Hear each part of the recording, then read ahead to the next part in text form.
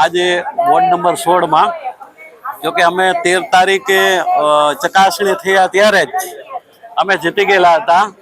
અમારી લડાઈ ભાજપના પોલીસ સાથે હતી એટલે અમે 13 તારીખે જ જીતી ગયા હતા. શું લાગે છે જીતની ખુશી? વોર્ડ નંબર 16 ના જે મતદારો છે આ એની જીત છે અને એની ખુશી છે. અને અમે વોર્ડ નંબર 16 ના જે મતદારોએ અમારી પર ભરોસો મૂક્યો છે એના માટે લડાઈ લડશું અને એને સંતોષકારક અમે કામ કરશું. કઈ ઇફેક્ટથી કોંગ્રેસ જીતી વોર્ડ નંબર 16 માં? લોકો થાકી ગયા હતા. વોર્ડ નંબર 16 માં જે પૂર્વ કોર્પોરેટરો હતા એને ક્યાંય દેખાડો નથી આપ્યો 5 વર્ષમાં. તમને લાગે છે કે ડિમોલિશનની ઇફેક્ટ કામ કરી? એ દીપ્તિબેન ને પૂછો. 18 વરણ વોર્ડ નંબર 16 ના 18 વરણે અમને આશીર્વાદ આપ્યા છે ત્યારે અમે આજે જીત તરફ આગળ વધી અને લીડ થી જીત્યા છીએ. એ અમારી જીત નથી પણ અમારા વોર્ડ ના 18 વરણના આશીર્વાદની જીત છે.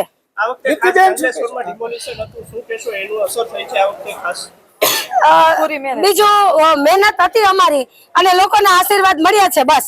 એમ નહીં, આ ડિમોલિશન નો કઈ ઇફેક્ટ પડ્યો? એ પબ્લિક તો અમને દેતી જ હતી મત ત્યારે. પેલા દેતા હતા અત્યારે દેતા હતા. વોર્ડ 16 માં જીત થઈ છે. હવે આગામી કેટલી જીતની ઈચ્છા રાખો છો? કોંગ્રેસની સત્તા બેસાડવા માટે અમારી પૂરી મહેનત હશે. આગામી દિવસોમાં હવે લોકોને શું કામ કરશે? હવે અમારા વિસ્તારમાં જે લોકોના પ્રાથમિક સુવિધાના પ્રશ્નો છે એના માટે ચોક્કસ મહેનત કરશું. જે લોકોના મકાન ગયા છે એના માટે પણ એ લોકોને ક્વાર્ટર મળે એના માટે પણ અમારી પૂરી મહેનત હશે. દીપ્તિબેન, લાગે છે કે ડિમોલિશનની ઇફેક્ટ કોંગ્રેસને ફળી? ચોક્કસ લોકોના આશીર્વાદ પડ્યા છે. ચોક્કસ. વોર્ડ નંબર 16 ના કોંગ્રેસના ઉમેદવાર જંગી બહુમતીથી જીત થઈ છે ત્યારે એમની સાથે જ મુલાકાત કરશું. દીપ્તિબેન શું કહેવા માંગે? દીપ્તિબેન, શું કહેશો? આપ જંગી મતથી જીત્યા છો, શું કહેશો? આજે અમારી પેનલ જંગી બહુમતીથી જીતી છે પણ એ ખરેખર અમારી પેનલ નહીં, વોર્ડ નંબર 16 ના ઉમેદવારોનો વોર્ડ નંબર 16 ની જનતાનો વિશ્વાસ જીતો છે.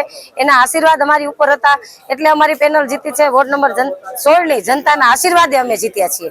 દીપ્તિબેન, કઈ ઇફેક્ટથી કામ કરી ગઈ અને આપણને જીત મળી છે, શું કહેશો? અમે ગઈ ટર્મમાં મારા સાથી અત્યારે છે કોર્પોરેટર રસીલાબેન ગરૈયા ફક્ત 11 મતે હારેલા હતા. છતાં પણ અમે લોકોએ એકજૂટ થઈ અને સતત આ 5 વર્ષ અમે ઘરમાં ક્યારેય બેઠા નહોતા. સતત વોર્ડમાં અને કોંગ્રેસના પ્લેટફોર્મ ઉપર કામ કરતા રહ્યા છીએ અને લોકોનો એટલે જ અમારા ઉપર વિશ્વાસ બેઠો અને અમારી જીત થઈ છે. કઈ ઇફેક્ટ કામ કરી લાગે છે ડિમોલિશનને લઈને કોંગ્રેસની જીત હોય? જી એ ચોક્કસ એ લોકોના આશીર્વાદ તો 100% અમારી સાથે હોય. કારણ કે એક બાજુ રમજાન મહિનો હતો અને એક બાજુ બોર્ડની એક્ઝામ ચાલુ હતી અને અમે 15 લોકોએ કોંગ્રેસના આગેવાનોએ 15 થી 20 અરજી કરી હતી કે ભાઈ તમે આ લોકોને રમજાન મહિનો છે એમાં થોડી રાહત આપો, પણ તંત્રએ ક્યારે એમાં દાદ દીધી નહીં અને એમાં લોકો થોડા નારાજ હતા. દીપ્તિબેન, હવે શું કહેશો?